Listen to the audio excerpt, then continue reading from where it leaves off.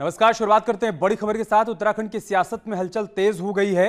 राज्यपाल से मिलेंगे सीएम तीरथ रावत कल। ये सूत्र इस बात की जानकारी दे रहे हैं। सीएम ने राज्यपाल से मिलने का वक्त मांगा है। सूत्रों के हवाले से बड़ी जानकारी सामने आई है। दिल्ली से देहरादून रवाना हुए सीएम तीरथ 30 जून से दिल्ली में थे सीएम तीरथ रावत। आज पार्टी अध्यक्ष जेपी नड्डा से उन्होंने मुलाकात की। तीरथ के उपचुनाव पर तस्वीर अभी तक साफ नहीं हो पाई है। उपचुनाव का मसला चुनाव आयोग का है, ये उनकी तरफ से कहा गया है। केंद्र जो कहेगा वही करेंगे, केंद्र की रणनीति पर आगे बढ़ेंगे। तीरथ रावत की तरफ से तमाम बड़ी बातें सामने आई हैं, लेकिन उपचुनाव को लेकर उन्होंने कहा है कि यह मसला चुनाव आयोग का है। कुल मिलाकर उत्तराखंड की सियासत में हलचल तेज हो गई है। बीते 3 दिनों से सीएम तीरथ रावत दिल्ली में थे। यहां पर उन्होंने बीजेपी अध्यक्ष जेपी नड्डा से मुलाकात की है और इन सब के बीच बड़ी बात यह कि कल उन्होंने राज्यपाल से मुलाकात का समय मांगा है। सूत्र इस बात की जानकारी दे रहे हैं।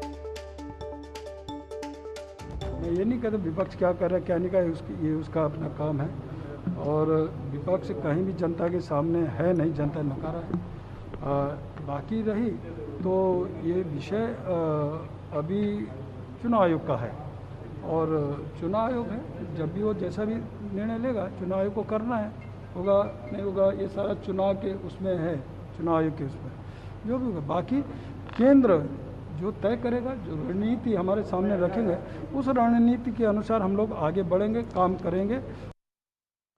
और दिल्ली से हमारे सहयोगी राजीव तिवारी इस वक्त हमारे साथ जुड़ चुके हैं। साथ ही देहरादून से सुनील नवप्रभात हमारे साथ हैं। राजीव, में सबसे पहले आपके पास ही आऊंगा। क्या सीएम ने मीडिया के सामने जितना भर कहा बात इतनी भर भी है या इससे कहीं ज्यादा है? देखिए, मीडिया के सामने सीएम तीरथ रावत ने 2 बातों को साफ कर दिया।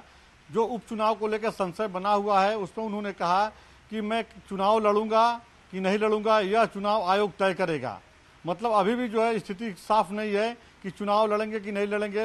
ये पूछा गया कि कहां से चुनाव लड़ेंगे तो बताए जो जहां से केंद्र तय करेगा। उत्तराखंड में 2 सीट खाली है, उसमें कहां से लड़ेंगे इस पर भी उन्होंने स्पष्ट जवाब नहीं दिया। चुनाव आयोग के ऊपर उन्होंने लगा दिया कि चुनाव आयोग तय करेगा। साथ ही उन्होंने एक बात महत्वपूर्ण ये कही कि केंद्र जो भी रणनीति बनाएगा हम उस पर आगे बढ़ेंगे। जो भी डिसीजन लिया जाता है दिल्ली से लिया जाता है। मैं सांसद बना, इसके बारे में भी डिसीजन दिल्ली से लिया गया। मैं सीएम बना, इसके बारे में भी डिसीजन दिल्ली से लिया गया। आगे क्या होगा यह भी डिसीजन दिल्ली से ही लिया जाएगा और उसी रास्ते पे हमको आगे बढ़ते रहना है। तो मतलब साफ है कि आने वाले समय में दिल्ली से जो दिशा निर्देश दी जाएगी उसी पे मुख्यमंत्री आगे बढ़ेंगे।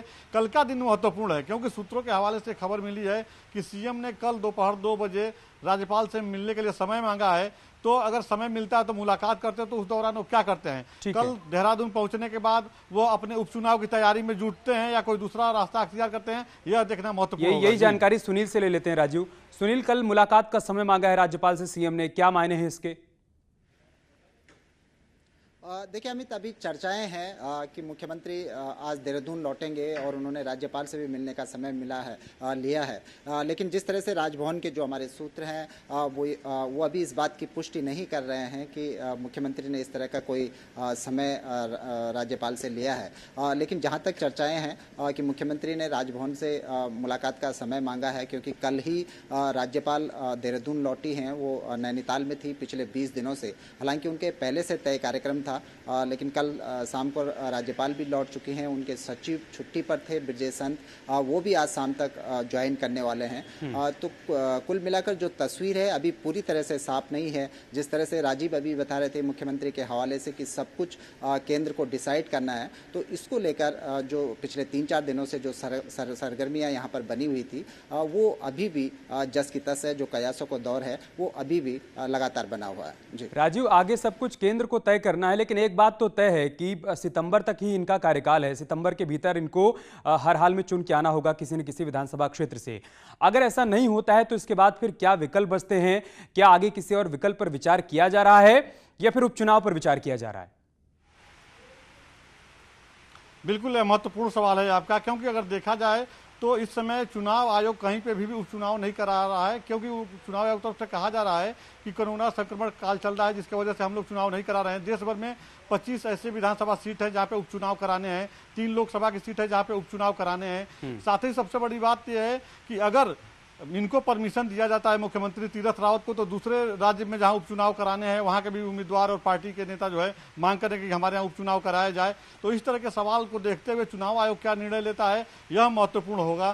फिलहाल अभी जो मुख्यमंत्री की तरफ से कहा गया है कि चुनाव आयोग तय करेगा कि मेरे चुनाव लड़ने को लेकर के, तो ये बहुत जल्दी ही सीन क्लियर हो जाएगा। कल वो जब पहुंचते हैं देहरादून, आज चूंकि अब रवाना हो गए मुख्यमंत्री दिल्ली से रवाना हो गए हैं, तो कल उनका एक्टिविटी क्या होता है, कल वो किस रास्ते पे चलते हैं देखना होगा। उपचुनाव की तैयारी में जुट जाते हैं या कोई